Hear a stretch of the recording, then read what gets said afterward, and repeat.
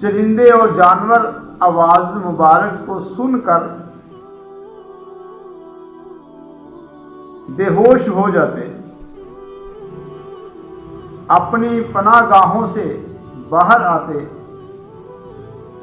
اڑتے ہوئے پرندے گر پڑتے، تو بعض اوقات ایک ایک ماہ تک مدہوش رہتے اور دانا نہ چنتے۔ شیخ اور بچے نہ روتے، نہ دودھ طلب کرتے۔ کئی افراد حضرت داؤد علیہ نبینا علیہ السلام کو سن کر اس قدر آواز میں مست ہو جاتے کہ ان کا انتقال ہی ہو جاتا، ان کی روحیں قفس عنصری سے پرواز کر جاتی۔ اس قدر آواز میں درد تھا، اس قدر آواز میں خوبصورتی تھی، سرور تھا، لطف تھا، مزہ تھا۔ تو آپ علیہ الصلوۃ والسلام، حضرت داؤد علیہ السلام کی اس پرسوز آواز کے سبب بہت سارے افراد دم توڑ جاتے، مگر یہ سب کچھ دیکھ کر شیطان لعین بہت پریشان ہوا، جل بھن گیا۔ شیطان نے ایک ترکیب سوچی، بالآخر اس نے حضرت داؤد علیہ السلام کے پاس جو بیٹھنے والے لوگ تھے، جو ان کی آواز کو سننے والے تھے، ان کی باتوں کو سماعت کرنے والے تھے، اس شیطان لعین نے ان لوگوں کو ورگلانے کی کوشش کی، ان کو ان کی طرف سے ہٹانے کی کوشش کی۔ تو شیطان لعین نے کس طرح ان کو حضرت داؤد علیہ السلام کی آواز سننے سے بھٹکایا۔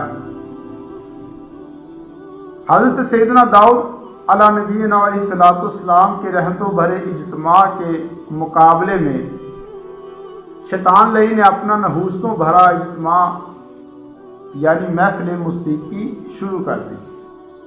محفل موسیقی کا سلسلہ شیطان لعین نے شروع کر دیا۔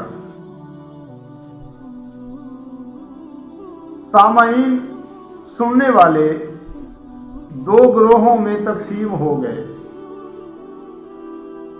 کچھ نصیب لوگ حضرت داؤد علیہ السلام کے پاس بیٹھے رہے اور بدبخت لوگ شیطان لعین کی موسیقی سننے کے لیے شیطان کے پاس چلے گئے۔ اس طرح یہ حضرات دو اجتماعات میں تقسیم ہو گئے، دو گروہ بن گئے۔ ایک حضرت داؤد علیہ نبینا علیہ السلام کو سننے والا اور ایک شیطان لعین کی موسیقی سننے والے بدبخت لوگ علیحدہ ہو گئے۔ تو شیطان نے موسیقی کا سلسلہ شروع کیا تو لوگ دو گروہوں میں تقسیم ہو گئے اور شیطان لعین نے سرنگی بنائی اور بربط بنایا۔ تو حضرت داؤد علیہ السلام کو جو لوگ سننے والے تھے وہ اللہ کے نبی کا کلام سنتے، ان کی باتیں سنتے، اپنے دلوں کو لطف دیتے، اپنے دلوں کو سکون اطمینان دیتے۔ اور ادھر شیطان لعین کے پاس جو لوگ بیٹھے تھے وہ بھی اپنے ذہن کو موسیقی میں لگاتے ہوئے، موسیقی سنتے ہوئے اپنی آخرت برباد کرنے میں لگ گئے۔ تو پیارے محترم اسلامی بھائیوں، گانے باجے سننا سنانا یہ شیطانی افعال ہے، شیطانی کام ہے۔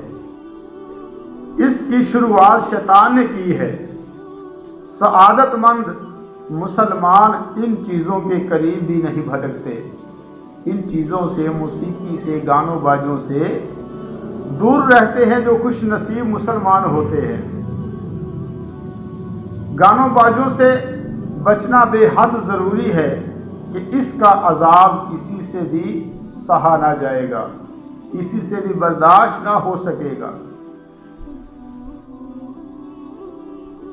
اس لیے منقول ہے کہ جو شخص کسی گانے والی کے پاس بیٹھ کر گانا سنتا ہے، قیامت کے دن اللہ تبارک و تعالی اس کے کانوں میں پگھلا ہوا سیسا لے لے گا۔